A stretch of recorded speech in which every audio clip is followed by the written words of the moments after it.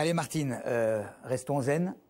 Oui, alors avec la première biennale internationale d'art géométrique, donc qui est organisée à Palaiseau, à la MJC, jusqu'au 1er juin. Donc environ à peu près une semaine encore pour se déplacer dans cette maison des jeunes et de la culture pour revoir, effectivement, ils ont décidé à un moment donné, la professeure d'art plastique, Madame Nilni, et Nilni, j'ai du mal à le dire, c'est un peu, c'est pas un nom courant, hein. Et bien sûr les organisateurs, directeurs de la MJC, d'organiser cette première biennale et dans un même temps d'emménager un lieu d'exposition. Donc pour la première fois, la MJC de Palaiseau a, à cette occasion de cette première biennale, un vrai lieu d'exposition pour accueillir tous les artistes. Mais c'est aussi, effectivement, Anne Nilni est aussi très intéressée, est artiste elle-même, issue de ce courant artistique, l'art géométrique.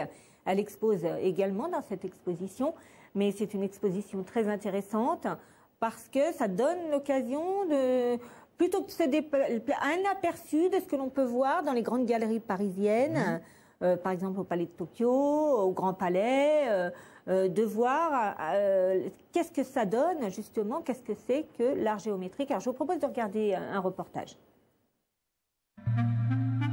Les artistes du Grand Palais s'arrêtent aussi à Palaiseau. À l'heure où Paris, capitale de l'art, accueille Dynamo, une exposition sur l'art géométrique, la MJC de Palaiseau organise sa biennale internationale sur ce courant artistique né dans les années 20.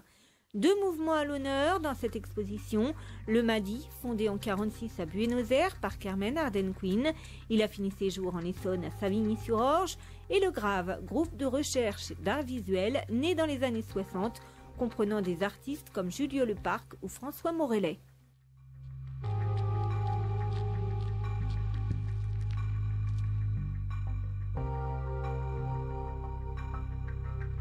C'est permettre aux gens à la proximité d'avoir un accès déjà, un premier accès à ces œuvres-là. Et avec un peu de chance, on va susciter la curiosité. Et ensuite, ils vont d'eux-mêmes faire la démarche supplémentaire d'aller voir je veux dire, des galeries professionnelles, des expositions qui sont, on va dire, d'un autre ordre de grandeur. C'est vraiment l'idée de passerelle ou de pied à l'étrier.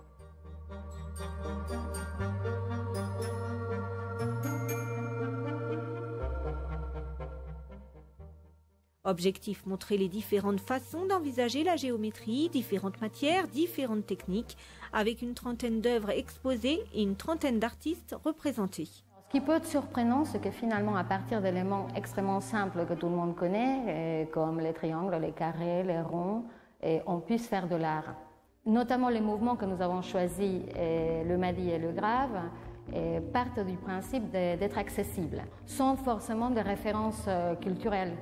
Il n'y a rien, comment dire, à interpréter dans ces œuvres-là.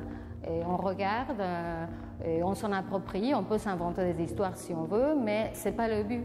Ce n'est pas le but de l'opération. L'artiste n'a pas choisi de représenter quelque chose, ce qui est valable pour l'art abstrait en général, pour l'art géométrique en particulier. Cette première biennale inaugure aussi une nouvelle salle spécialement dédiée aux expositions dans la MJC de Palaiseau et surtout l'idée d'accueillir régulièrement des œuvres que lui confieront les artistes de la région. Donc déjà, je vais m'excuser auprès de Laura Nilni, puisque j'ai dit Anne Nilni. Laura, c'est très joli. Oui, Laura, c'est un joli prénom. Gros succès de Johnny Hallyday, mais auparavant un très grand classique de jazz. Et en tout cas, une très belle exposition, c'est vrai à son échelle, l'échelle de la MJC de Palaiseau, donc je le rappelle, jusqu'au 1er juin. Et en parallèle à cette exposition, il y a les travaux des ateliers poterie et arts plastiques de la MJC, dont le thème, bien sûr, là, c'était l'art géométrique, qui expose dans la MJC, dans plusieurs salles de la MJC. Donc, c'est l'occasion, une exposition à nos portes, c'est l'occasion au moins d'aller jeter un petit coup d'œil.